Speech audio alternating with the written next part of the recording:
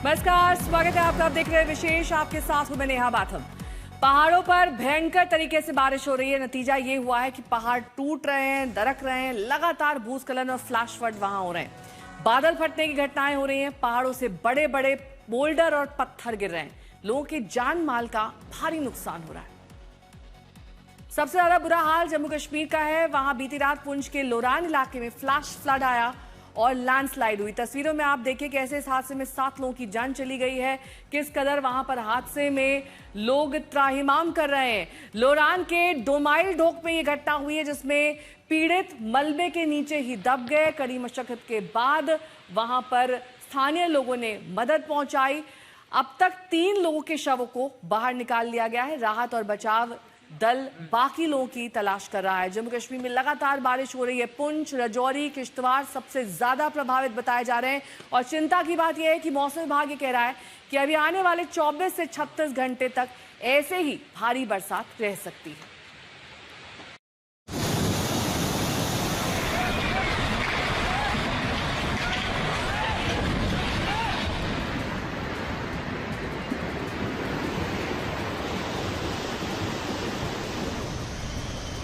बारिश कहर बरपा रही है।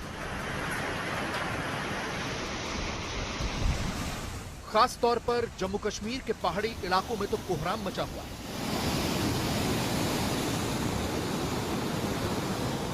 कहीं बादल फट रहा है, कहीं फ्लैश फ्लड आ रहा है,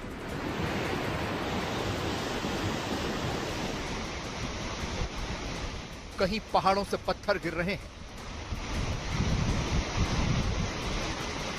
कहीं भारी भूस्खलन हो रहा है, कहीं पूरा पहाड़ ही भरभरा कर नीचे गिर जा रहा है। देखो भाई ये टंडर, ये अब देखो काम नहीं का काम, ये देखो टंडर हो गया पानी। पूरे जम्मू कश्मीर में 12 लोगों की मौत हुई है, बहुत से लोग लापता हैं। सबसे ज्यादा बुरा हाल राजौरी, पुंछ, डोडा और किश्तवाड़ में है। एहतियातन वैष्णो देवी और अमरनाथ यात्रा फिलहाल रोक दी गई है। पुंछ में भारी बारिश के बाद आए फ्लैश फ्लड में भाटा दूरियां टनल उजड़ गई।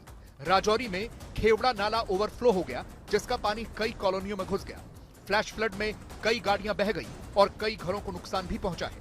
आर्मी, एसडीआरएफ और पुलिस रेस्क्यू ऑपरेशन चला रहे हैं और चिंता की बात यह है कि अगले 24 से 36 घंटों तक अभी और ज्यादा बारिश का अनुमान है।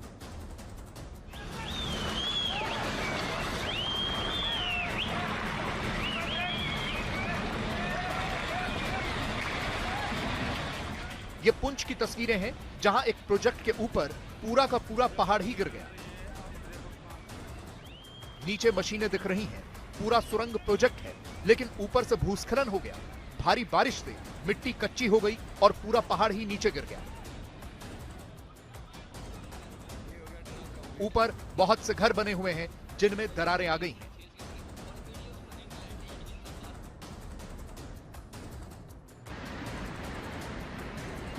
अचानक से भारी बारिश के बाद आए फ्लैश फ्लड का पानी रेजिडेंशियल इलाकों में घुस गया है।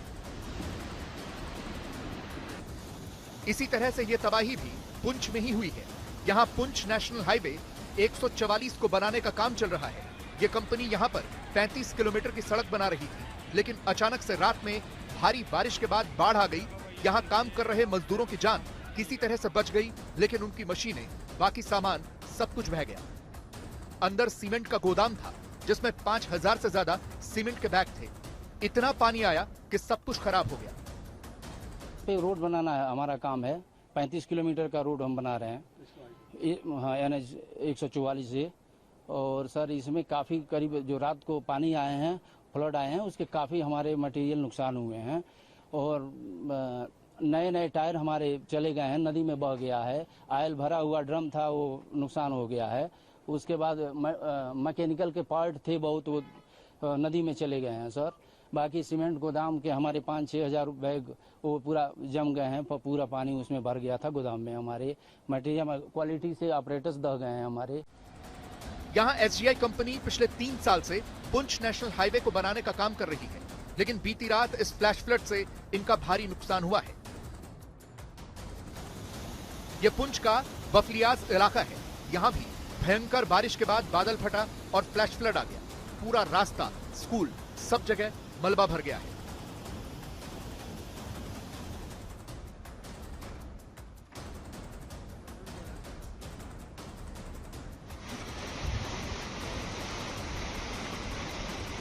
किश्तवाड़ में भी रैटल पावर प्रोजेक्ट साइट पर अचानक से फ्लैश फ्लड आ गया। ये पावर प्रोजेक्ट नदी के किनारे था, बगल में नदी बह रही है और इधर ये पावर प्लांट। तस्वीरों में दिख रहा है कि ऊपर पूरा पहाड़ है और उसके अंदर से पानी आ रहा है, बहुत तेज। नीचे मशीनें दिख रही हैं और पानी ऊपर से आकर नीचे नदी में मिल रहा है। ये पूरा फ्लैश फ्लड है। पूरे प्रोजेक्ट पर खतरा मंडरा रहा है। आगे फ्लैश फ्लड का यही पानी रेजिडेंशियल इलाकों को भी नुकसान पहुंचा रहा है। डोडा में रागी नाला के पास भूस्खलन की वजह से ऊपर से एक बस के ऊपर पत्थर गिरे, जिसमें 2 लोगों की मौत हो गई। तस्वीरों में दिख रहा है कि बस का क्या हाल हो गया।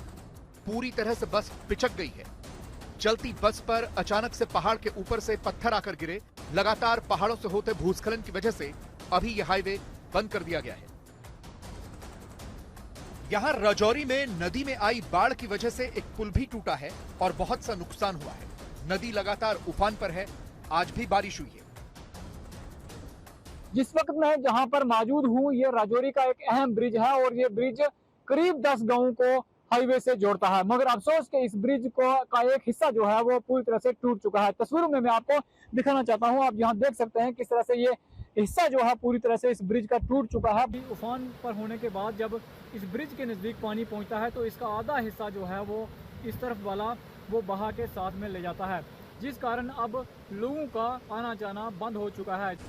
ये गांदेरबल का सफापुर इलाका है, जहां फ्लैश फ्लड आया है। पानी की रफ्तार देखकर आप ये धोखा खा सकते हैं कि जैसे ये कोई नदी होगी, लेकिन ये मुख्य सड़क है जिस पर गाड़ियां भी चल रही हैं, लेकिन पूरी सड़क पर मटमैला पानी भरा हुआ है।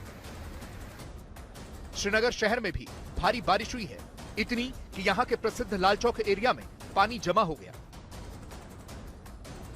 जम्मू कश्मीर में आज लगातार दूसरे दिन सोमवार को भी जमकर बारिशें हो रही है, लेकिन आज बहुत तेज बारिशें कश्मीर के अधिकतर इलाकों में सुबह से ही हो रही हैं।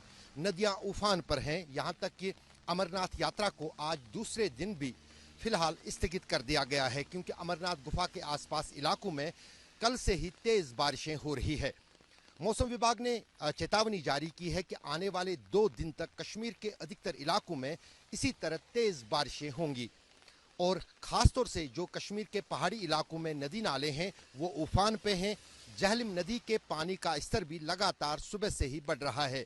फिलहाल लोगों को चौकस रहने के लिए कहा गया है, क्योंकि कुछ घंटे के बारिश के भीतर ही श्रीनगर शहर में कई जगहों पर वाटर लॉगिंग के चलते आवाजाही पर भी असर पड़ा है। भारी बारिश को देखते हुए माता वैष्णो देवी की यात्रा को भी स्थगित करना पड़ा है। अब जो श्रद्धालु यहां पहुंचे थे वो इस उम्मीद में हैं कि यात्रा फिर से शुरू होगी, लेकिन खराब मौसम को देखते हुए ये उम्मीद कम लगती है।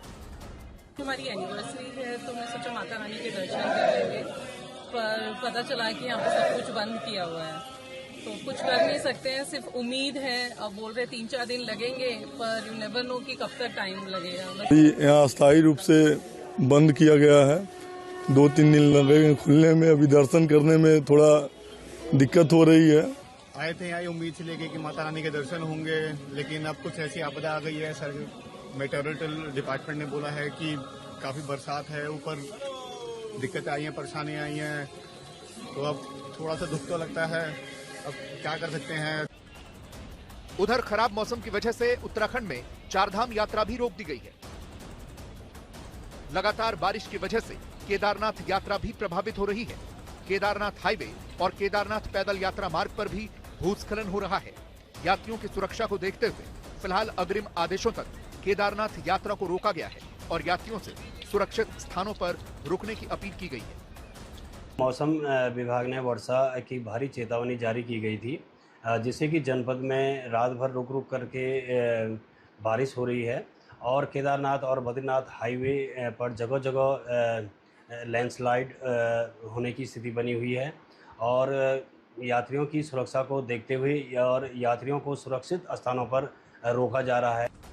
रुद्रप्रयाग में बाबा केदार के रास्ते पर अलकनंदा और मंदाकिनी नदियों के अलावा अन्य सहायक नदियां भी उफान पर बह रही हैं। रुद्रप्रयाग में अलकनंदा नदी विकराल रूप धारण करते हुए वार्निंग लेवल के पास बह रही है।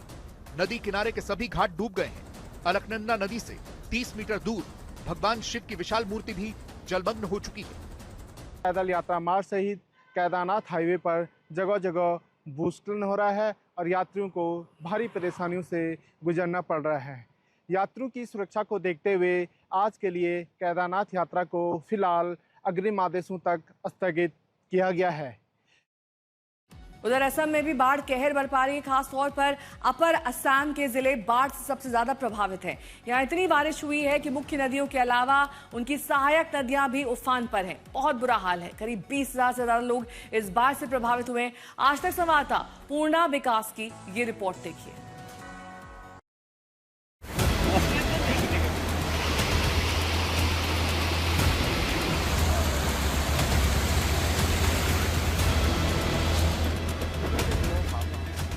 लगातार कई दिनों से हो रही मूसलाधार बारिश के कारण ऊपरी असम में बाढ़ की स्थिति गंभीर होती जा रही है। जोरहाट, शिवसागर और चराइदेव जिले सबसे ज्यादा प्रभावित हैं। प्रमुख नदियों और उनकी सहायक नदियों का जलस्तर बढ़ने से अनेक गांव जलमग्न हैं।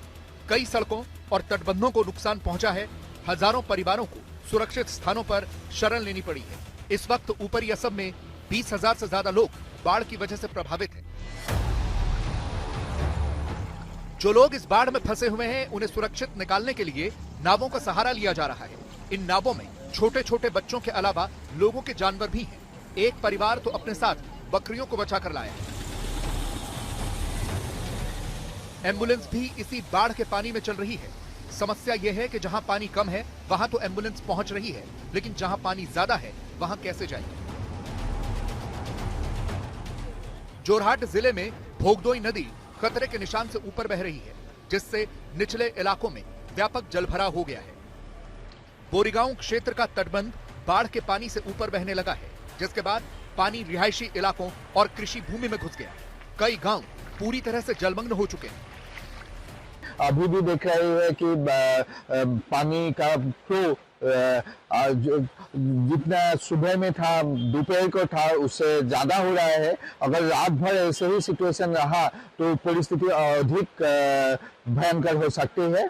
हमको प्रशासन का आदमी भी आया है, यहाँ पर एनडीएफ भी आया है। वो लोग जो रेस्क्यू टीम आया है, जो आदमी का घर पानी के अंदर है, उनको रेस्क्यू कर ले गया है और एक रेस्क्यू हाउस भी बनाया है। तो हम परिस्थिति मतलब अभी ये कह सकते हैं कि बहुत ही भयानक परिस्थिति है, क्योंकि पानी का फ्लो लगातार बढ़ती रही है। नदी का तो पानी ठीक ठाक ही था। 4 बजे के बाद वो मतलब रोड क्रॉस करने लगा। घर तक तो था ही, जो नदी के साइड में था, वो क्रॉस करके 4 बजे के बाद 4-4:30 बजे के बाद पानी आना शुरू हो गया। रुके यहाँ एक छोटे से ब्रेक के लिए। फौरन होंगे हाजिर, देखते रहिए आज तक।